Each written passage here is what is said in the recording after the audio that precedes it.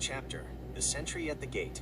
Picking up exactly where he left off the other day at the massive national rededication ceremony, Trump stood before a packed house at the Washington Hilton for the Faith and Freedom Coalition Policy Conference.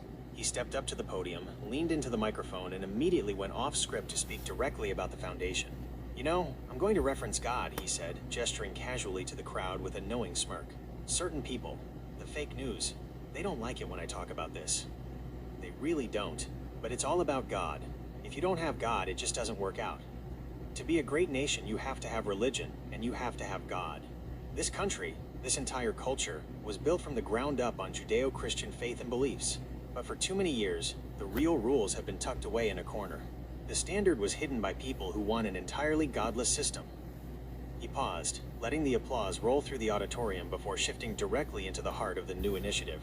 "That's why we've gone ahead and erected these billboards all across the nation. We are putting the true teachers and directors, right back in plain sight where they belong. You need them because they point directly to the commandments of the boss. And when it comes to the boss's will, there is no alternative, no compromise. Once your eyes see those boards, the Dabar, the voice of the director, will remind you right in your spirit. It's going to tell you exactly when to turn left and when to turn right. When you combine those visible teachers with that inner voice, you are doing his will, and that's how you get past the sentries at the gate."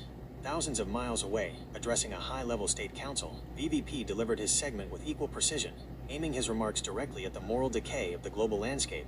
"We are watching an entire civilization cross into a land of pseudo-values, a systemic structure built on spiritual corruption and outright Satanism," his voice echoed coldly through the hall. "They have turned truth into an illusion and altered the fundamental ordinances of life. But true sovereignty cannot exist in a vacuum of compromise. The scripture teaches us that there is no greater love than to lay down your life for your friends. To protect our people, we must clear out the defilement and restore the absolute authority of God's law. The billboards we have placed on our highways are the unyielding more, the directors that cannot be hidden in a corner any longer. They serve as a permanent testimony against this global chaos, demanding that our eyes behold the original commandments." Almost instantly, the media panels and religious institutionalists flipped out, their voices sharp with venom.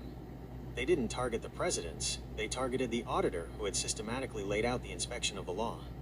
"Scotty Lucci is nothing but a legalist," the commentators shouted across the late-night feeds. "He's trying to trap people under an archaic, rigid system," but they missed the point entirely.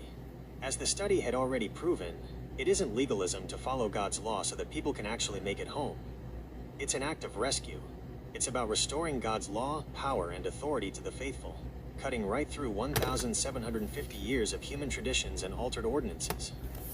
Deep down, the quiet whisper of the Dabar brought a steady peace to Scotty's mind, reminding him of a hard reality.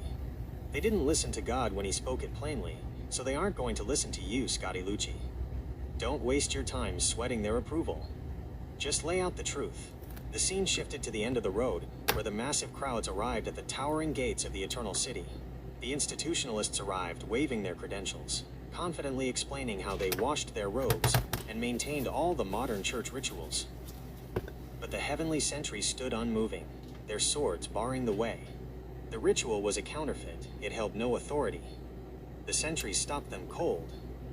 But for the faithful who actually looked upon the More, listened to the turning direction of the Dabar, and steadfastly kept the commandments against all cultural pressure, the gates swung wide open. The majestic guardians stepped back, and the keepers of the law walked straight through, gaining their full, undeniable right to eat from the tree of life. You can review Donald Trump's